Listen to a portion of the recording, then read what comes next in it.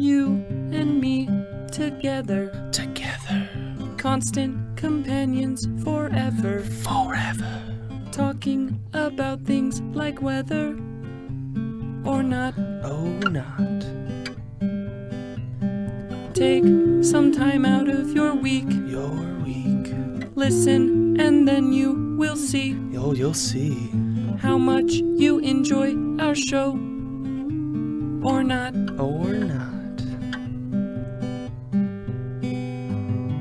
You're about to experience Constant Companion. Welcome to Constant Companion Podcast. I am one of your hosts, Connor Orr, and we have Dallas here today as well. What's up? We also have our very good friend from the RedRum podcast, Colby. Hello. How's it going? Pretty well. How are you guys doing? Pretty good. We're out here out west. Colby is in a different location I will not disclose. I mean, you can say. This is the second recording we're doing. I accidentally disclosed some information the first time, so now I'm trying to take a few steps back. But Colby is a good friend of mine. We grew up with each other, and I just learned this actually a few weeks, or I guess it was a few months ago. Colby and I were having a conversation after I had started the podcast with Dallas, and somehow we got on the topic of him having a podcast. I had no idea. We were both doing it at the same time, and we started roughly around the same time. When did you guys say you started up? Around the end of August of last year. Okay. So Colby comes from his own podcast. He's pretty familiar with how this kind of stuff works. Why don't you explain to our audience what you guys do over there? So my friend and I, we call her Captain, but we'll watch a scary movie together, and then we'll come together and review it, and try to have a good time. But we kind of break apart some of our favorite scary movies, or maybe not so favorite, and just kind of go through it, have some fun along the way, that sort of thing. Here's a question. So she's the captain, right? Yeah. Sorry, I dropped a coin. So if she's the captain, what's that make you? Do you have a nickname? I do have a nickname. Are you not allowed to say it? Yeah. You can say it. No, you're allowed to say it. No, it's. Oh, it's really bad? No, you'll see why I'm laughing. But my nickname on the podcast is Wilson, so. Why? What the? Okay, we're not gonna. That's a good nickname. I don't know where that nickname comes from. Yeah, no, it's. We just kind of picked it out, like. That's a really good one. I really liked Castaway when I was younger. Oh, and you guys are a movie podcast, okay. Yeah, so. Yeah, that's exactly why. Is Castaway a horror movie? No. No. I guess you could say it is. Yeah. It's a psychological horror movie. Yeah. Absolutely. Yeah. Wow, okay. Well, that's... I respect that. We're just going to call you Colby on this podcast. How's that sound? That's fine with me. That's perfect. Okay. Anyhow, so you guys have been doing this podcast for about as long as we have.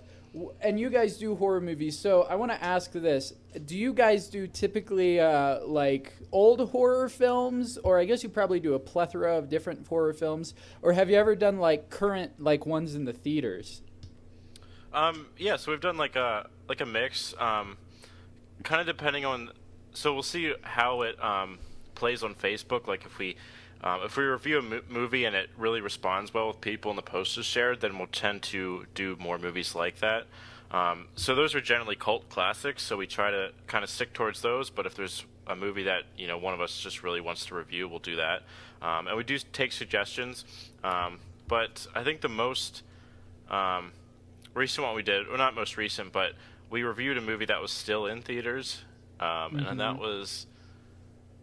I can't remember what it's called, but it's the one where the kids break into the blind guy's house. It came out about a year ago. Oh yeah, I remember that. Yeah, what was that? Oh shoot! Cannot remember what it's called. It's not Get Out. Lights Out. No, that well, we No. did review that one, but Shoot, I know what I'm Crap. talking about. We know what you're talking Well, about. I know what you're talking about. Yeah. Well, that was the first time we tried a movie that was actually in theaters. But yeah. So really, we don't. We'll just pick whatever movie, whatever we're feeling. Don't Yeah. breathe. Yes. Yeah. Don't That's breathe. I wanted to ask about this because I saw this movie recently. I don't know if we had a conversation about this. Did you see Split, the M. Night Shyamalan movie? Oh, I did. I love that movie. I loved it. It was so good. That was one of my favorites. I'm not going to spoil the ending of it, but I thought that was a fantastic ending.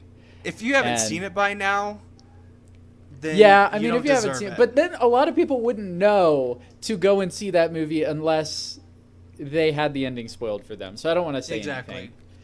But Yeah, I will say, I thought that ending was fantastic because that was a movie. I'll just say this. It was the movie I didn't know I wanted this whole time. I could see that. Yeah. Did you see the movie that it references or alludes Yeah, to? I've been a huge fan of that movie. That's one of Oh, my. I- That's like my favorite M. Night movie. I have not seen that movie, and it's on my list to see.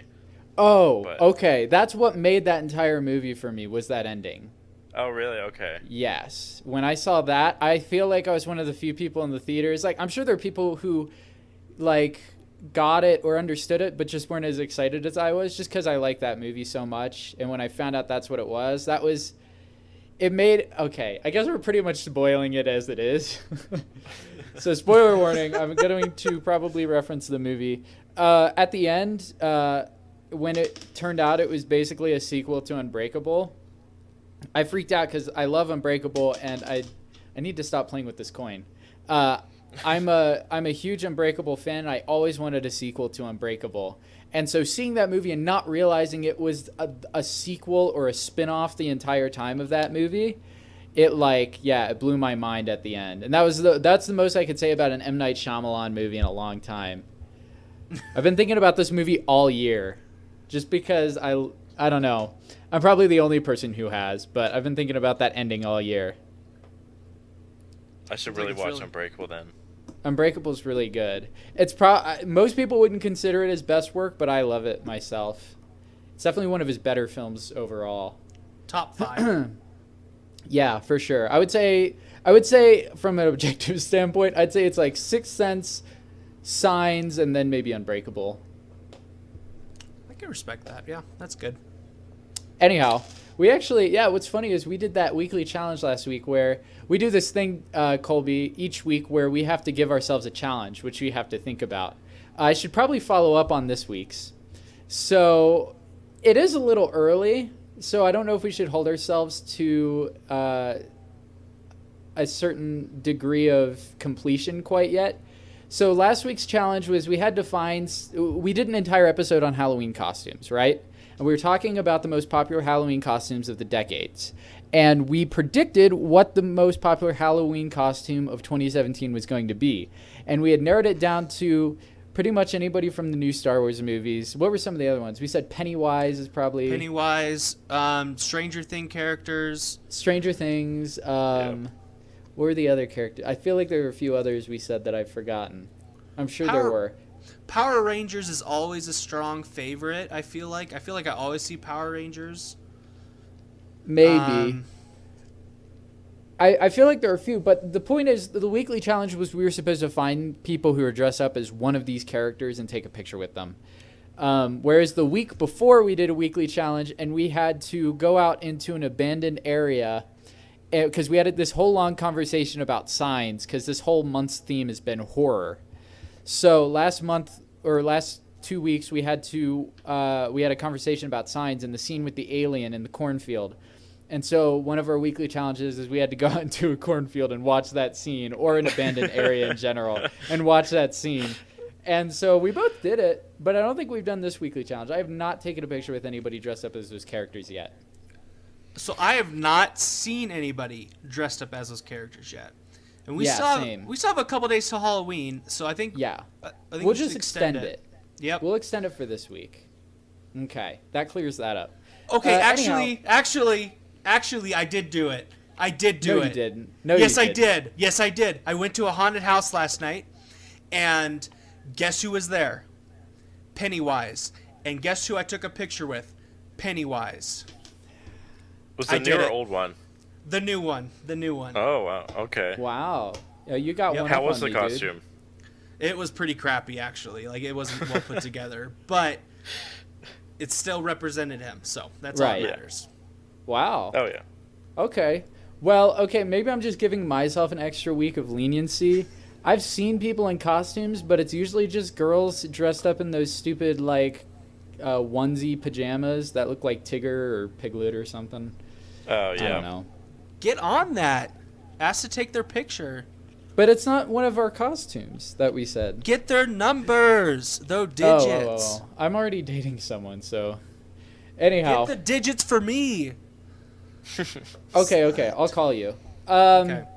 So this week we have Colby on for a specific reason. We decided that we wanted to do something in the vein of his podcast. Like he said on his podcast, they review horror films.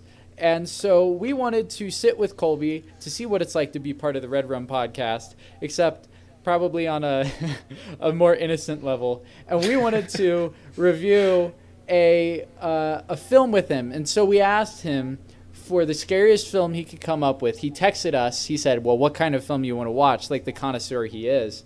And we said, well, we want to watch a slasher film with a lot of gore. And he's like, okay, do you want to watch something new, or do you want to watch something classic? And so I was talking to Dallas, and Dallas said, let's watch something classic.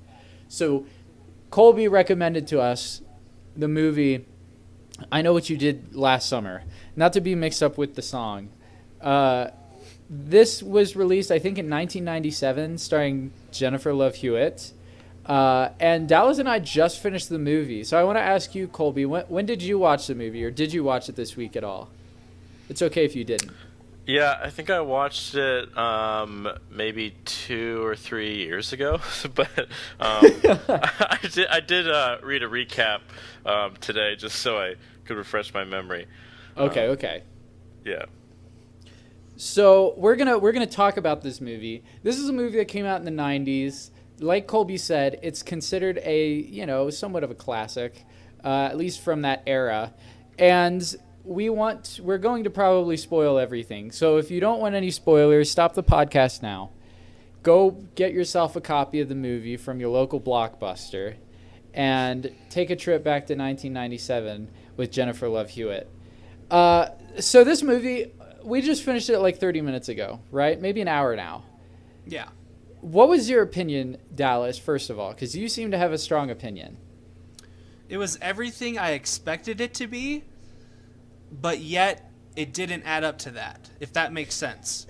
Now, what I'm saying is that it's a classic horror movie, a classic slasher movie, where you have the dumb blonde, you have the buff guys, and you have the kind of smart, attractive girl, okay?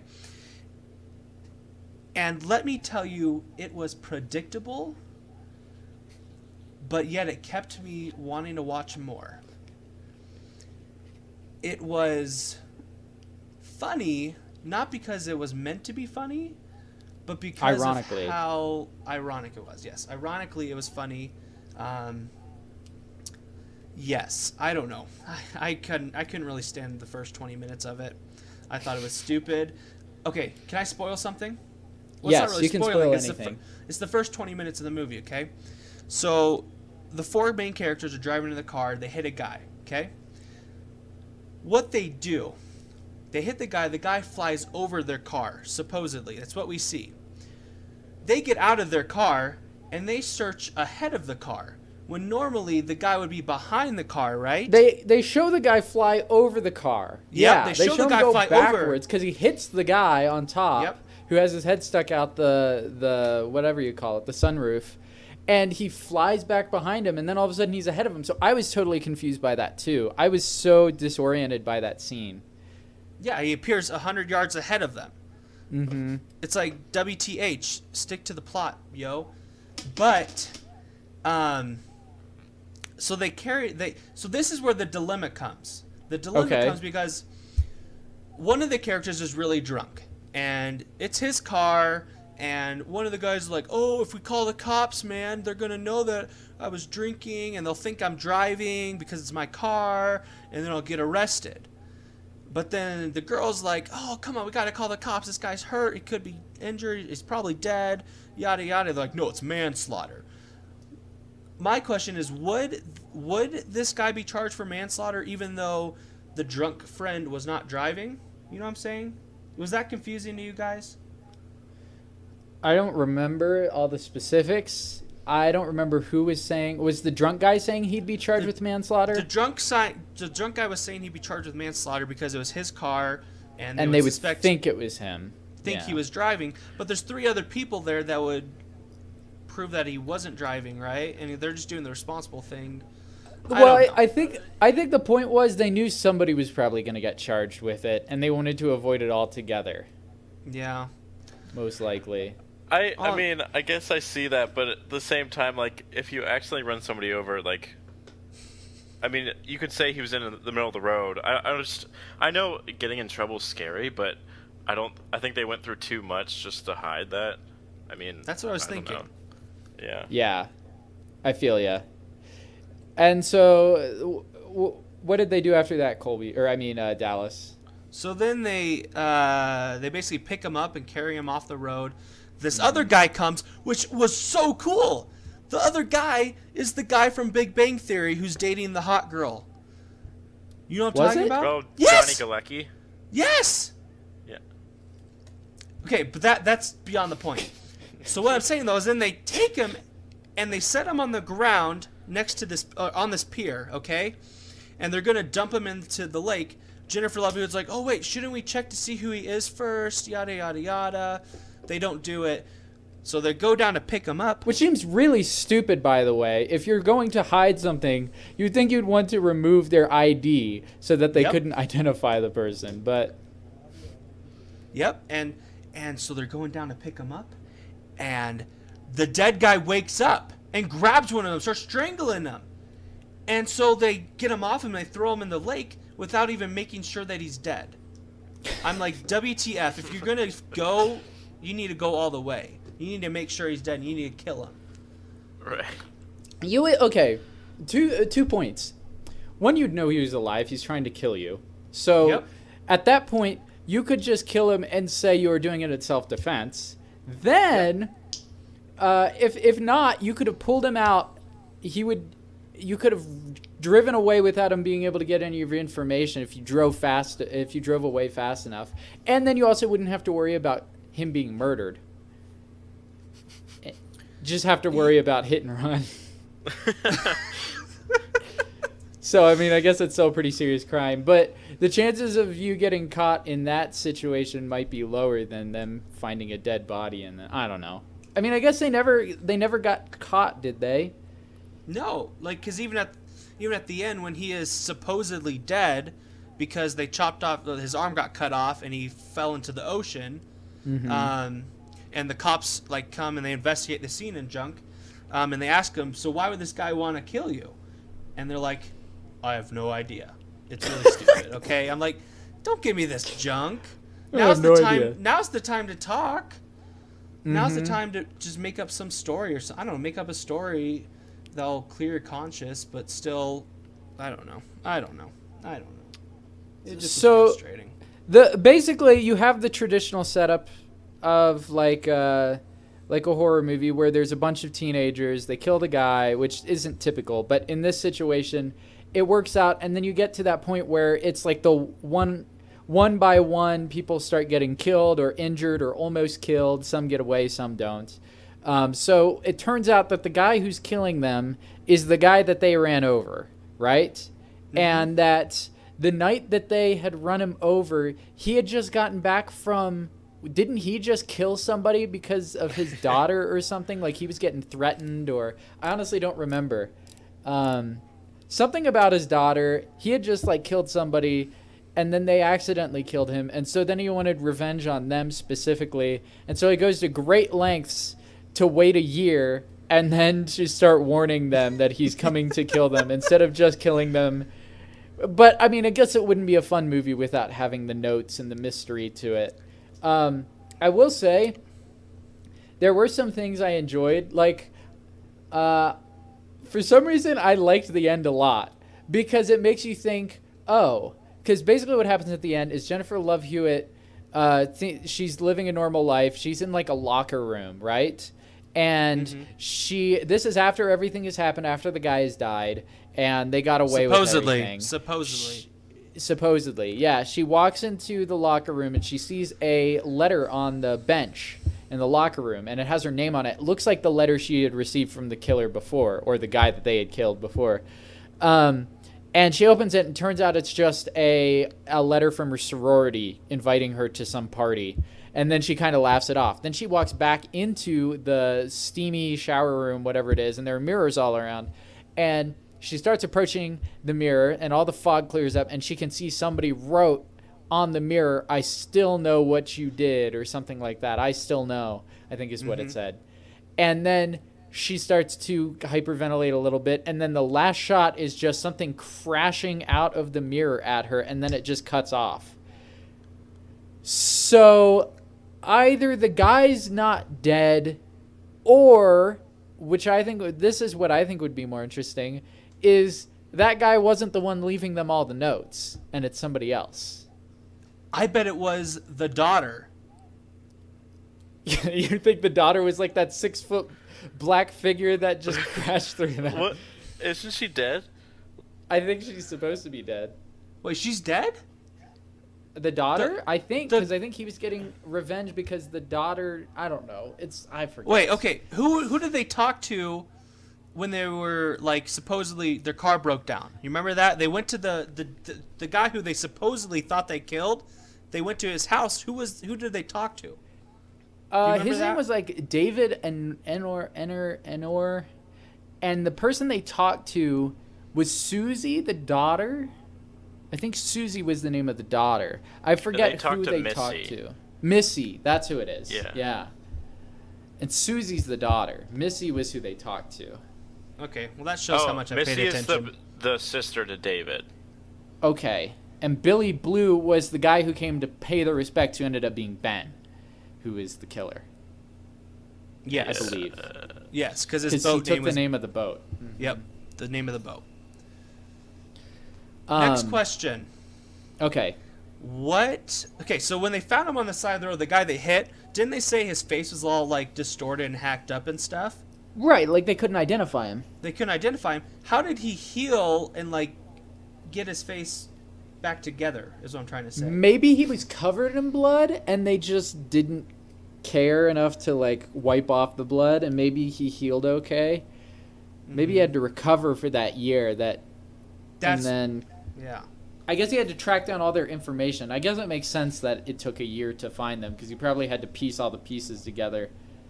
And he had like all their photos on his boat, like he had been tracking them down for so long. So yeah, but like, where did he find them anyway? Like, that's what I want to know. Like, how would he know who they are? Or like, how would he know they were in a group together? Or maybe he was faking he was actually passed out, because when he got put in the water, he pulled for them. So maybe he heard names or something and put pieces together. Who knows? Or maybe the guy they actually hit was David, okay? And then, because, remember our theory? They should have flown over the car and been behind him. Maybe the killer just acted like he was dead up there, right? Do you see what I'm saying? Was he just pretending to be, like, he saw them hit the body, and then he's like, oh, I'm going to run 100 feet in front of the car, pretend to be that I was the body. Or he just planned it all together so that they did hit the other guy, kill the other guy, so he didn't really kill him, and then he acted like he was the one who got killed. I don't know. He's just a psychopath. Colby, do you think this could be credible? I mean, for this movie, I think that, I wouldn't count it out. I don't think that's how it happened, but I would say very much could be. Okay. Open to interpretation. What? Okay, Colby, I want to, from what you can recollect, what would you rate this movie on a 1 to 10? Like, and it doesn't have to be compared to all over other movies, just as like a fun horror movie in general. Yeah, so, if I'm looking at it as a fun horror movie, I would say like an 8 out of 10. But I mean, like, if you're saying like horror movies in general, it'd be probably much lower. But it comes back to what kind of movie you expect it to be and what movie it is. So Absolutely. Yeah. I think this movie is definitely a product of its time. Any horror movie usually is, but especially it's something about, like 70s, 80s, 90s type horror movies have a very special type of feeling to them because of the soundtrack and because it's usually about the youth of that time. I mean, you can look to a lot of horror movies. It's almost always, teenagers who wind up into trouble. And so there's just a very youthful aesthetic to it that reflects that era pretty well. And I think this one was a lot of fun to watch because of how stereotypical it was even back then. And it probably hasn't changed a whole lot, since then to now, the types of characters you have. I agree. Like that new movie that came out, Happy Death Day. It's a different format, but I feel like it's the same feel of this movie. I think the way that they went about it, because it was so short, I wasn't expecting a huge reveal, but I did kind of like the way that they revealed the bad guy, and I liked how they interwove the story of the man with the hook, the urban legend they had heard about, and morphed it into everything else. And I also kind of like that it was in like this small town fisherman town, and that kind of added to the mystery of who it could be because everybody kind of dressed in those, overcoats and things, and it was very it had this nautical kind of subgenre to it because of the bad guy, and he kind of had this Captain Hook like persona. It was just kind of cool, kind of different for your typical horror villain, even though they unmasked him at the end Scooby-Doo style, and then he just turned out to be kind of a crazy guy. Scooby-Doo style. But Dallas, what would you rate this movie? I would give it a 5 on a How to Be a Serial Killer movie. Because number one, this guy, he could walk anywhere and nobody would notice him, if you know what I mean. Like, he walked into the house, walked upstairs, nobody heard anything, nobody saw anything. He stayed in the girl's closet. He cut hair off her while she was sleeping. How do you do that? You know what I'm saying? And then, go ahead. I was just going to say the parade scene where there's that huge marching band right by while he's murdering or attacking this one girl. And this guy they can don't do even anything. Take a second look. He just rules this town. And he's the cleanup artist. Whenever he murders someone, he can clean up within seconds. Like when they were at the inauguration for the beauty queen or whatever. And her boyfriend's up there at the top, sitting there. And he comes and he just starts stabbing the crap out of her boyfriend. She's screaming it. Everybody's looking around, stopping her. Nobody does anything until they walk up there. They walk up there. There's no blood. There's no body. How did he take him away that quick? I don't know. That's a good question. It would be really cool if he just had like, because he's a fisherman, right? So what if he just has a tank of piranhas that he carries with him, and he kills them, and then he just throws the body into the tank of piranhas, and they eat all the body parts, and then he just dumps a bit of the water out onto the balcony or whatever, and he just scrubs it up real quick and runs. Dude, he's had some maid practice in the past. I'm guessing. Or maybe as another Dallas, Colby, the other guy, the thing we were talking about with the body, how there were two bodies, one that went behind the car and one that ended up in front. The other guy is actually like a maid, and he cleans, or he's a janitor or something, and he's a professional cleaner. Or slave. Or slave, yeah, he could be that too. So plausible. This is real life. This is real life. I would give this movie, like Colby said, for a fun movie, I would give this like an 8. For just something that if you have nothing to watch and you want a good, fun, scary movie, because this was written by the guy who did one of the Scream movies, I think. Not surprised. Yeah. It was fun. I don't watch a lot of horror, so it was kind of refreshing, especially something from this era. It'd been a while since I'd watched anything. The last thing I watched was The Shining. That was scary, and that's pretty intense compared to this, in a different way.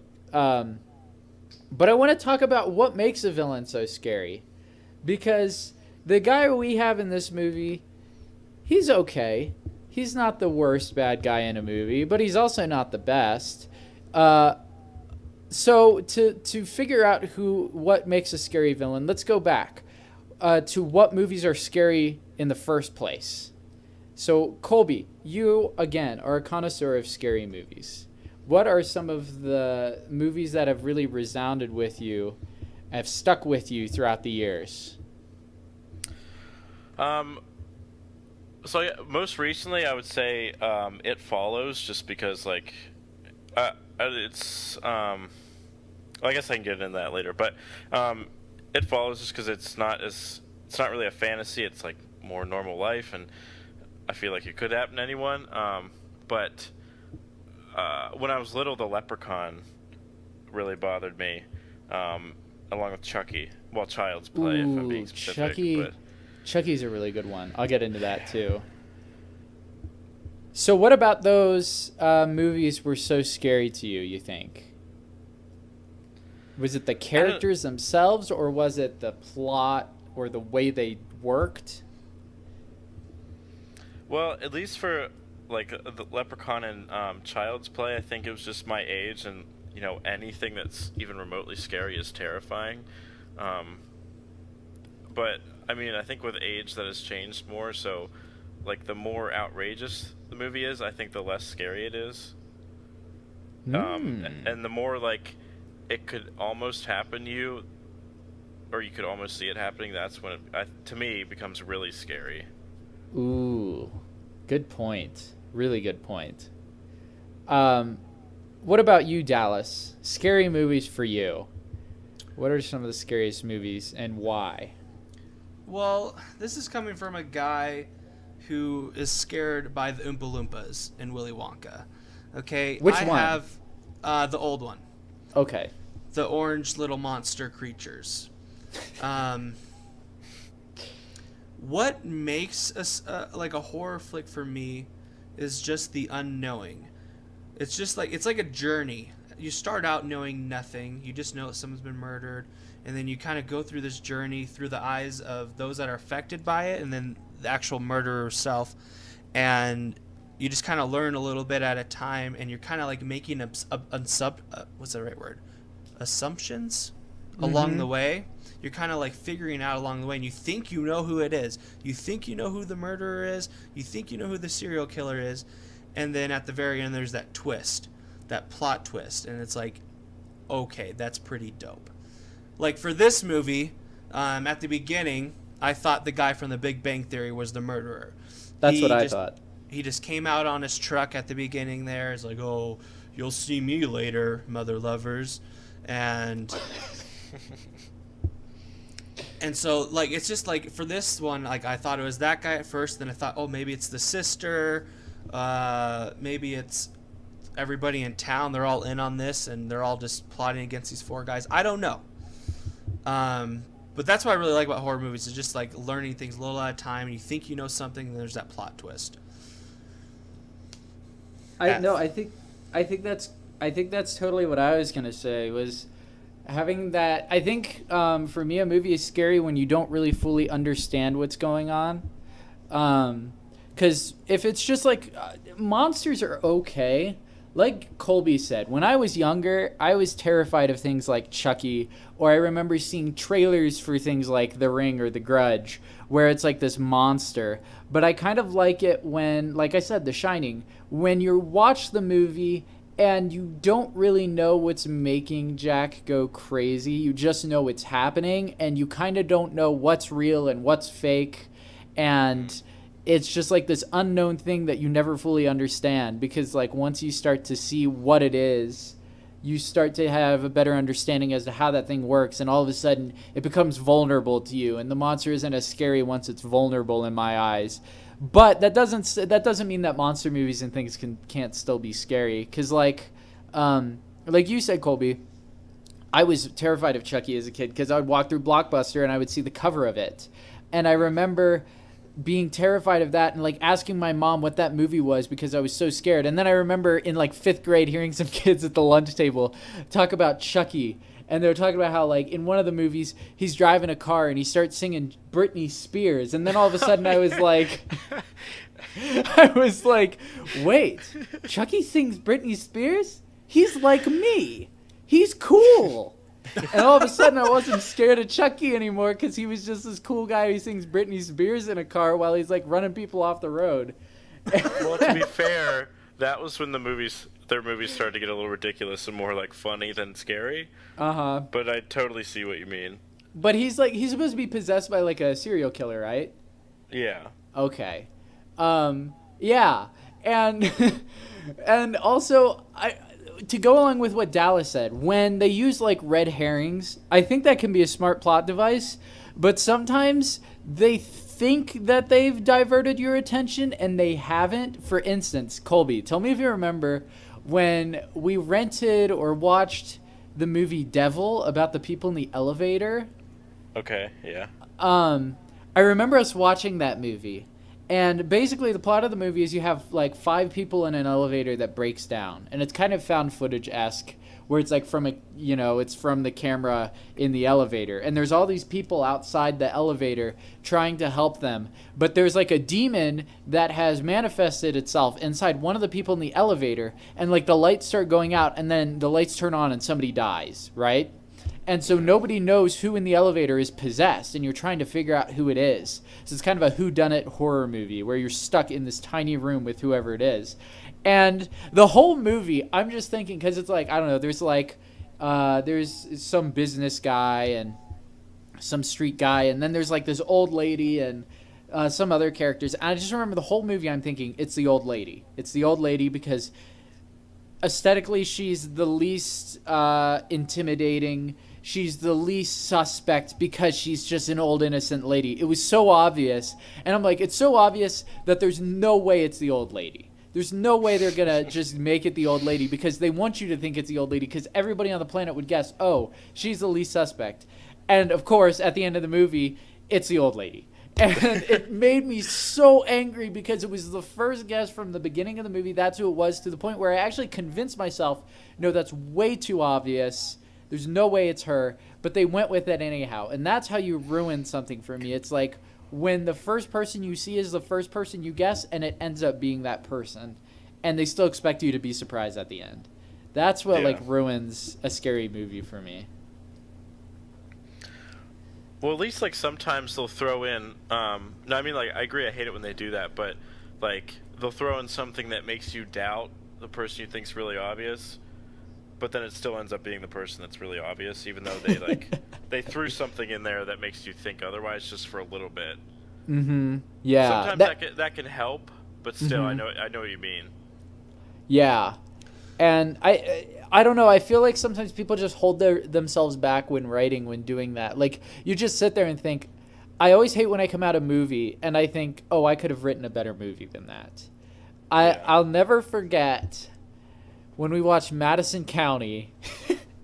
It was like a Redbox horror movie that had like I can't find that movie like anywhere, but it was this movie about this. It was kind of like these kids who wanted to go visit the Stephen King style author, if I remember right, and he lived in this quaint town somewhere in like the Northeast. And so these friends go and do a road trip, and they go to visit him. And it was really interesting because I kind of expected him to be the bad guy. And he wasn't. All the townspeople were like evil who lived in this town for some reason. And all his stories, I guess, were based on them. And basically they team up with him to like try to get out of this town of all these people who are trying to kill them because they're investigating this town or whatever. And I just remember the movie was kind of interesting up until the very end when like every single person died except the main girl. And at the very end of the movie, she's trying to escape the town and she's driving away, and then she starts to run out of gas and she pulls up to this gas station outside of town. And do you remember this, Colby, watching this movie? I remember watching it, and I remember it being terrible, but I don't really remember like what happens. Okay, the ending was my favorite part because it was so stupid, kind of along the lines of Devil, where she goes in and she asks for gas because her car's about out of gas, and it's like an old gas station, so you have to go and ask them to pump it for you. And she walks in and she tells the old lady, and the old lady's like, okay, dear, I'll come out. And so the girl goes to her car and she starts like looking at her phone or something. She isn't paying attention. And the final shot of the film is you see the old lady walk out of the gas station and she just has a giant axe in her hand. And she's just like creeping up behind the car, walking up to the girl. And then the movie just ends. And you're just like, really? Goodness. That's how you ended it? The old lady just creeps up with an axe and kills her. It's just those types of endings, they drive me crazy. Where it's kind of ambiguous. You don't know if they get away or not. Which that has an effect, but so many movies do it. It kind of ruins that type of ending. Yeah. Like, thinking about it, that should be a good ending, but I don't know. Sometimes you just need an ending, like a good ending. Whether it's good or it's a negative ending, but I feel like anything's kind of better than you don't really know. Yeah, Dallas, do you have any favorite endings to like a horror movie that you can think of? Because I can think of one, even though it goes under the ambiguous ending, but because the entire movie was so terrifying, it worked really well for me. I think my favorite ending of all time would just have to be The Sixth Sense, just finding out he's alive, and then watching it over again, and you realize that there's so many clues given to tell you that he's not that he's still alive. Did I say he's still alive? That he's dead. That he's dead. That he's dead. And spoilers, but yeah. Dude, okay, that's everybody knows he's over 10 years old. We're Sense. fine there. Okay. So yeah, I think that's one of my favorite like twist endings in like a thriller movie. But then again, watching through it though, you see all these clues that are like, okay, yeah, he's dead. I can tell he's dead here. His wife's not talking to him. Nobody else is really noticing him. He's just kind of walking through town. You notice all these things, which kind of ruins it. But I think that's my favorite movie, twist ending movie. What about you, Colby? Do you have any endings that stick with you? Trying to think. Well, okay. Actually, almost speaking of exactly what I said I don't like, along with what you were saying, It Follows, the ending, it was you don't really know what's going to happen next, but I really enjoyed the ending regardless. Have you seen that movie? No. Okay. Well, I won't say anything, but the ending is like a little ambiguous. I don't know. Just in general, I think that's a really great movie, and you should watch it sometime. But I don't really want to ruin the ending for you. But no, I feel yeah. But it falls in that category. It's funny because what I was gonna say, even though this is exactly what I say I don't like, the way this movie did it, for some reason it worked for me, was the original Texas Chainsaw Massacre from like the 70s, where the lady, the girl just like narrowly escapes. And she just rides away in that truck, just like terrified with that guy. But that closing shot where like you finally see like Leatherface, he like comes out of the woods, and the final shot is just him just waving the chainsaw around, frantically with like the sun in the background and everything. That shot terrified me like the first time I saw it. I was just like, that is and that whole movie is just crazy. Just like the crazy family in the house that he's part of, and at the beginning, everything leading up to it. But that ending is just so like, it always stuck with me just because I thought that character was so terrifying. I think because you never really knew much about him or his background. And so the fact that like you just know he's still out there and he's standing there in the middle of like this busy road, so it's like, oh, what if somebody just like drove up right then and there? Would he just go after that person? Like if somebody just, came by or something. So it's just those things where it's like you never know. And then of course they have that after credit sequence where it's supposed to be like real found footage or something of like the cops going in. And then there's so many urban legends about that movie too, where it's like, yo, it was based on a true story. But I don't really know what the true story it was based on. I've heard so many different ones where it just has such this history around it that movie's always freaked me out. That's probably the one that scared me the most, at least like to this day. I could see that. I hate chainsaws in particular. Anyway, like if I'm at a haunted house, like if anything, the chainsaw will scare me the most. Ooh, I mean, yeah. I don't know, something about. Oh, I guess since it's like really deadly, but I just don't like them. Yeah. So let's talk about villains now specifically. So we kind of talked about Chucky. Like I said, I mentioned Leatherface. He's scary to me. Who are some of the craziest villains that you like? They don't even have to be the best necessarily, but just villains you like in cinema that are scary.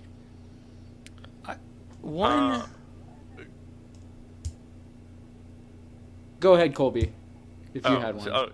Okay, yeah, sorry. The guy from Jeepers Creepers. Ooh, that's a really good one. That movie, I mean, now it's not as good, but I forgot, that movie scared the crap out of me when I was younger. I don't know, just something about that guy freaks me out so much. Correct me if I'm wrong, anytime they're about to die in that movie, it's been a long time, don't you hear that stupid Jeepers Creepers song playing? Yes, yeah. I think that's such a great way of warning an audience with something like that. Anytime they use anything that seems innocent or unrelated, but once you start to pick up on the pattern, oh, it means he's close by, that stuff's always creepy. I think So there we go. That's one hallmark of a great villain. Having some sort of warning sign when they're near. What about you, Dallas? One of my favorite is exclusively Freddy Krueger, and you know what? I've never even seen any of the movies. I just watch YouTube videos of him because I'm terrified of him. But I found out he's actually really funny. He does all these funny things right before he's gonna kill somebody. Like when he's on a beach and he puts sunglasses on and then he goes and murders this girl. It's funny and it's cute. But I don't know. I just really like it. You like a villain with a sense of humor. Absolutely. If he's funny, you won my heart. You won my heart.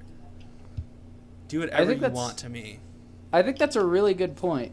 I think that's something that a lot of villains lack is any sense of emotion. Mm-hmm. It's just they're always just the stone cold killer. They have no remorse or anything. No personality.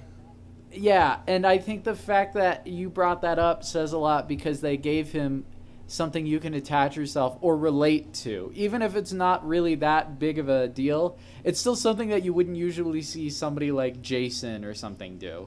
No, absolutely not. Absolutely not. What about you? For me? Ooh, that's a really good question. I was the one who came up with the question. I know. I'm like, wait, I just reversed it on you. Yeah. It's funny because we already kind of talked about Chucky, but that was always scary. I think for me, just having a design that something like that is interesting because, or like Annabelle or whatever, where it's I'm always creeped out by dolls in general, but it doesn't necessarily have to be a doll, but something that has that perceived innocence to it, but has just enough of a creepy look to it where you second guess it. I remember there was a story. It's have you ever heard of Robert the Doll? No. Okay, so this is a real story, and it freaks me out. I know we had an episode a year ago where we talked about ghosts, but I totally believe in ghosts. And there was this creepy story about this doll that lived in this home sometime in the 1800s. And there was this kid who had this doll that the family owned a slave, and this slave was this lady who they believed practiced voodoo. And she made this doll specifically for this kid. And she gave the doll to him, and it was dressed like a sailor. And he has a sailor's hat and button eyes and stuff. And they believed that she had cast some sort of, seance or something on it. some spell or something voodoo like, and did something evil to it where she'd like possessed it with somebody's spirit, and the mom would hear the kid talking to the doll, right, at night, and she would wonder who he's talking to, and then she would hear a voice come back, and then she'd just see him and the doll. So she heard like this doll talking to the kid, and then she would swear at night she would hear it running around upstairs and stuff, like creepy stuff like that. And then they got rid of the doll and they like put it in the attic, and that's, again, they would hear it. And then another family moved in and they inherited the doll, and they got their reports of the same type of creepy stuff, to the point where the doll became so like synonymous with just creepy behavior that it's actually now in a museum in, I forget where it is, but they have it in a glass case, and the glass case is lined, like inside the glass it's lined with holy water to prevent it from being able to move. And it was just one of those things where it's always stuck with me ever since. You just have to look at a picture of it and it freaks you out. Robert the Doll, man. And anything with dolls or like anything with possession where you hear reports about that, and just like creepy stuff. Anything where it has to do with like stuff that in my mind could possibly happen that's somewhat supernatural. Oh, that stuff gives me the creeps. That sounds so much like Annabelle, the doll. I think it was based on it, if I remember right. Okay, gotcha. But yeah, that's... Go ahead. Oh, yeah, just because I know, like in The Conjuring, they had Annabelle, and that was, like, based off of the real Annabelle doll. Oh, okay. Yeah, you're probably right then. There's probably another doll that it was based on. I remember it being based on something. Yeah. Dolls in general. So now... it's our mission to create the scariest villain of all time. So we can take from what we talked about. So here's what we know. Since these are the three things that scare us. Some sort of doll that's possessed. It also... Colby, what did you say again was scary? I forget. So I said the leprechaun and also the guy from Jeepers Creepers. Okay. And we said that like... okay, so it has to have a creepy look to it, but not only that, we talked about the idea of it having the creepy theme when it comes by. And Dallas, what was your scary thing? Oompa Loompas. Was that what I thought you said something else?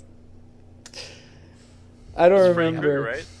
What was it? Oh yeah, it has to have a sense of humor. Oh, like sense Freddy of humor. Krueger. Yep. Thank you. Okay. So what we could give him like a funny name, where kind of like like the Babadook. You know how everybody made fun of the Babadook? Mm-hmm. I never saw it. Did you ever see it, Colby? Oh yeah, it's actually a really good movie. Is it scary? Pretty scary? Yeah, and then it kind of just turns into a psychological thriller, but it's really good. Is that movie is it like a documentary, or is it more like a traditional scary movie? Like a traditional. Okay. For some reason, I was thinking it was like a documentary.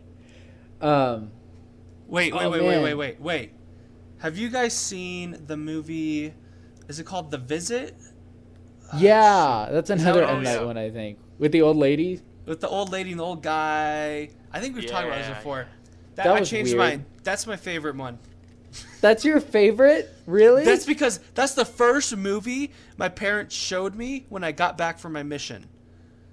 That was the movie. That was chose? it. They were so excited about it because they found a movie that was so disgusting and poopy, and yet like they just found it funny. And so that's the first thing they showed me. That's the first thing they showed me. It wasn't a terrible movie. I don't think it was terrible. Colby, we saw that in theaters together, I think. Did we? Okay, because I know I saw it. I just don't, remember the circumstances. All I remember is that scene, Dallas, where they take the diaper and they put it on the kid's face. Yes! Oh, I forgot about that. It's That so was disgusting. So weird and not traditionally scary, but just like gross. But then you find out that their mental patients escaped and stuff. So that's a cool ending I like. I changed my twist ending. Yeah, but weren't their real grandparents dead? They were dead I in the think basement. so. Yep. Yeah.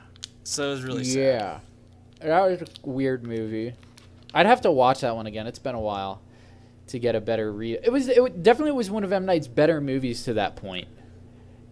I don't know if he directed it. I think he wrote it. I don't think he directed it, though. Anyhow. So having characters where they're kind of goofy. So a goofy doll, but it can't just be a ripoff of Annabelle or Chucky. We're just making Chucky right now, I think. And he has to have a theme song or something that plays. What would be a song that we could give him that it plays when he comes by? Well, nursery rhymes are always scary, but Nursery rhymes are good. Heartbreaker.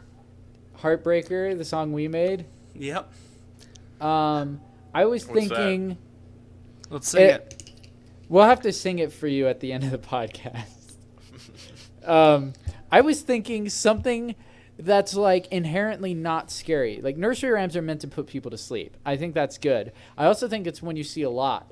I'm thinking, what if you just did like some old, like you just took a song from an album from Weezer, and that's the song that plays, and you're like, oh, that's weird. You hear Weezer playing, but then all of a sudden, this doll pops out and murders you. So is it always the same Weezer song, or is it like any Weezer song? I think it's Pork and Beans. I Or think Pork and Beans just starts blaring. they could play country music. Oh, country music could be good too. Because there's not a lot of country music serial killers out there. But are there? Maybe there are. I don't know. What? Okay, it could be a doll. Okay, like a Southern style like doll. Where it's like like the Southern like checkered style dress, where it's just like red and white checkered style, and it plays. Give me a good old country song. Dallas, you're from Texas. I'm not going to sing any for you. But one of my favorites is Check Yes or No. It's a love song. How's that? Can you sing it for a second? Oh my gosh. Check yes or no. Do you love me? Do you make you smile? I like it. Because here's what he could do. Here's what happens. It's kind of like I Know What You Did Last Summer. This is what happens. The doll, the Southern doll, has a little boombox that he or she carries with them. Or they could be gender neutral. Then this would make more sense. And they say, does it go, do you like me? Check yes or no. Do you love me? Okay, do you love me? Check yes or no. And they slide a piece of paper under the door, and you have to check yes or no whether you love it or not. And if you check no, you die. But if you But check, if you check yes, you are married to the doll for the rest of your life. For eternity. Yes.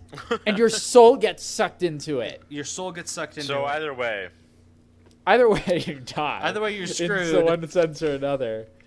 So that's what makes it even scarier. Do you sell your soul to the devil? But the thing is, at the end of the movie, all the souls inside the doll fight back, and they try to try to escape, and somehow they do, and then their souls are released. I don't know if they ever get back to their bodies, but so is this like a comical, like it's gonna be like a comical villain as well?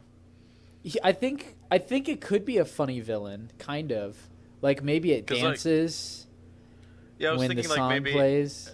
The way it kills people, it's like you said, it's a country killer, so maybe it has a lasso and it lassos around your neck and your head flies off. Like it's I mean, that's not like physically possible, but like maybe for this it's enough comic relief. Oh, I have an idea. It could be the movie we would. So, okay. Hear me out. So, Cracker Barrel, the restaurant, you guys all know Cracker Barrel, right? Yeah. They have exclusive country artists who they do CDs for Cracker Barrel, and they'll do like specials for them. They also have a DVD section. This movie could be sold exclusively at Cracker Barrel, and the plot of the movie is it's a doll you can buy from Cracker Barrel because they have all the old stuff, and this kid brings it home with it, and it's the cursed doll.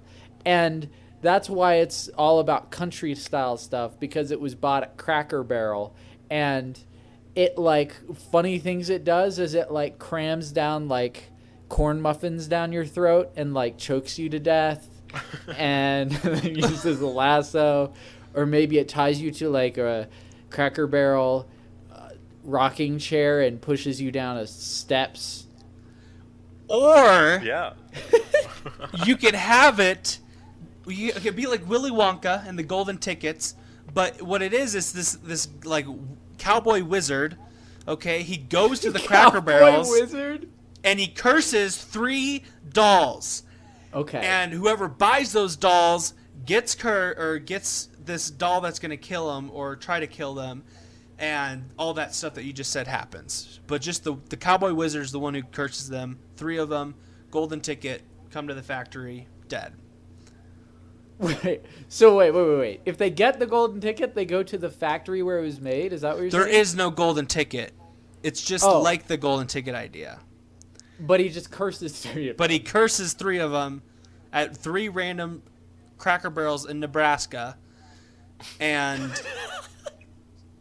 then whoever gets those gets a cursed doll who come alive I and kill really like this. I think you could actually make this a movie. Let's hook up with Cracker Barrel and see if they are looking to go in the film business. Let's okay, we have to come up with a name for the villain. It's a little doll that you buy from Cracker Barrel. Is it a boy or a girl doll? I like the idea of it being a little girl, like in a dress. I don't know. Yeah. Or it could be a businesswoman doll. A country businesswoman. A country businesswoman that says that her tagline is "Get down to business or go home." Wait. No. Come to the rodeo for a good time, and if you don't, you'll do the time. Like going to work. Time being death. I don't Or know. what? I love that Cracker Barrel is catering businesswoman dolls to an audience of just country bumpkin people. I think In it Nebraska. works. Right. Yeah. It's a very Um, unique. Yeah. Unique idea. I think part of it is while she's killing you, she forces you to watch Fox News. She turns on And do your taxes. just She'll for taxes. do your taxes for you though. She'll do your taxes, but will force you to watch Fox News and then kill you. Yeah, she makes you watch Sean Hannity.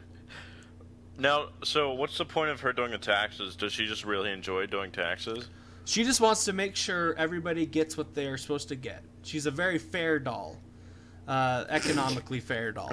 Okay. So she kills you before you get your returns? Or does she let you get your returns and then no, kill she'll you? kill you. She'll kill you before then, and then take your money. That's how she keeps on supplying her business of doing okay. taxes. You know, really, she should just do all of your sort all of your affairs that you would need sorted after you died. So she I was does thinking all Oh, that that too. for you.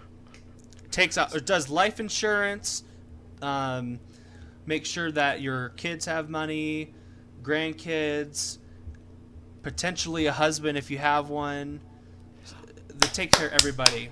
I have an idea. So, okay, here's the thing. The doll has a backstory. So the cowboy wizard, right? Yep. Who cursed the doll originally, he had a daughter, right? A daughter who grew up to be a businesswoman. And her husband died. Or no, left her. Or no, died. One of the two.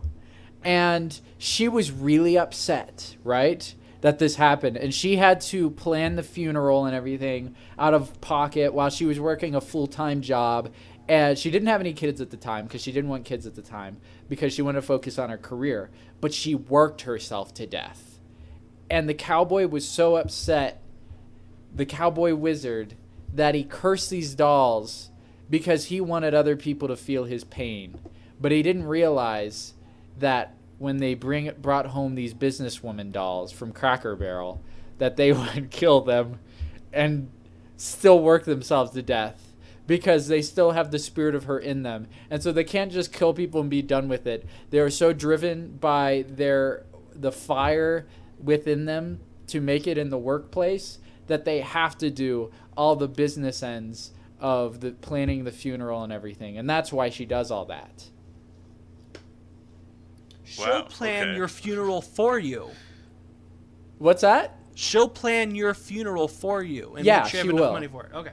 But nobody knows it's her. Everybody just is like, who's this mysterious figure who's come in to pay for the casket and direct the funeral and call all these people that I didn't realize I knew. So not only does she kill people, but she brings people together. So it kind of makes up for the murder. What if she only so. What if she only goes to the homes of single fathers and becomes like a mother to the children? Is that too far, or is that not far enough? Well, she died because her husband... No, she worked herself to death because her husband died.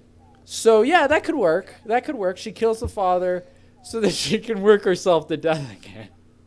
How do you kill her? How do you beat this woman? Like, because all the bad guys have a weakness, right? How the heck do we beat this businesswoman? Do you just give her more work? Do you do her job for her? You can't beat her. You just have to continually strive to continue to become financially unstable, because she can't kill you until you are financially stable. So you have to get... Oh, I like that. You can kill her, but the only way of doing it is putting yourself in financial disaster. Yes. So that's the risk. So That you weakens ruin your her. life, but you do kill her because you get yourself into such a point in your finances that there's no way she can reconcile with what you create. There's no way that she can fix it. So she just has to die. Yep. I like it.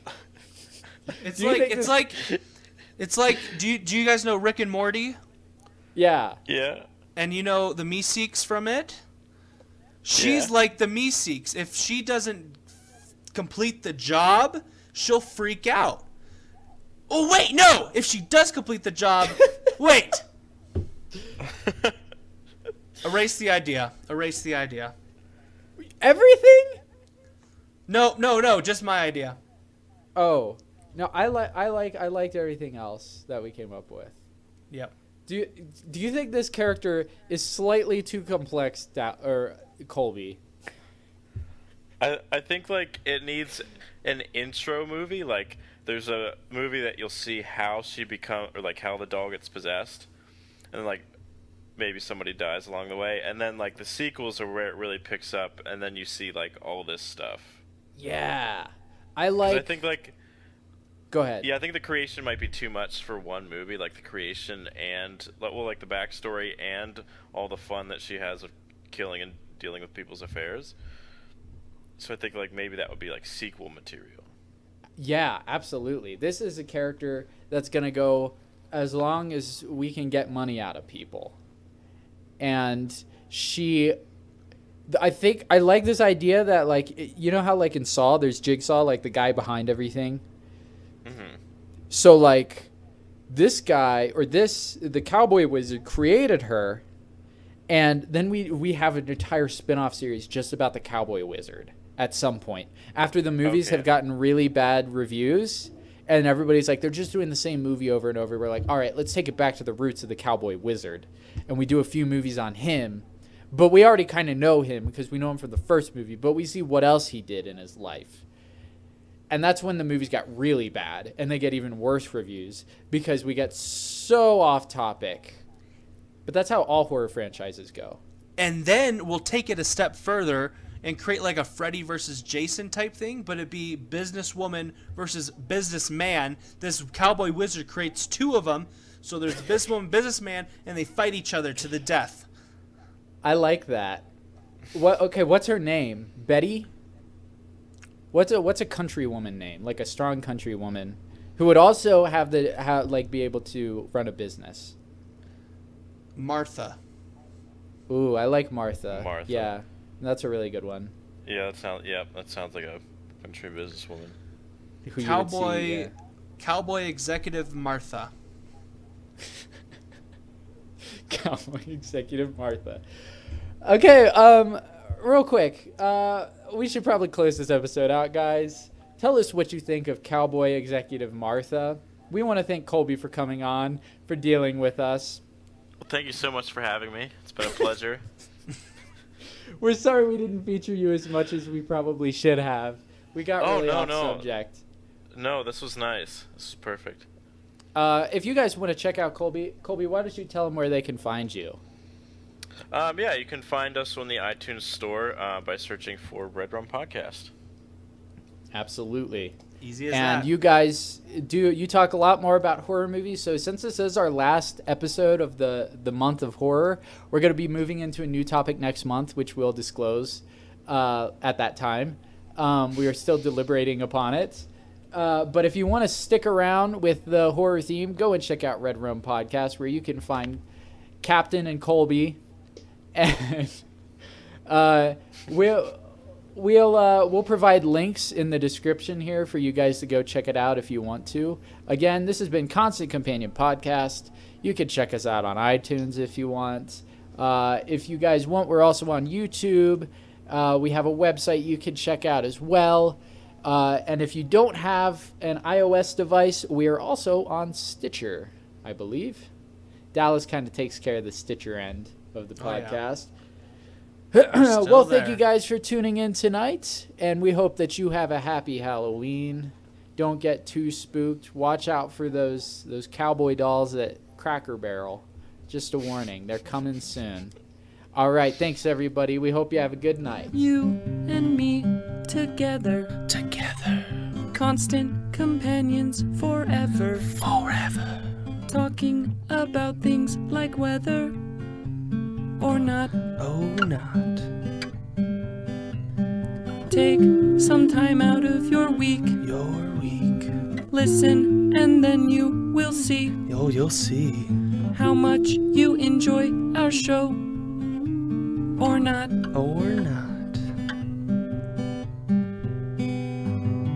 You're about to experience Constant companion.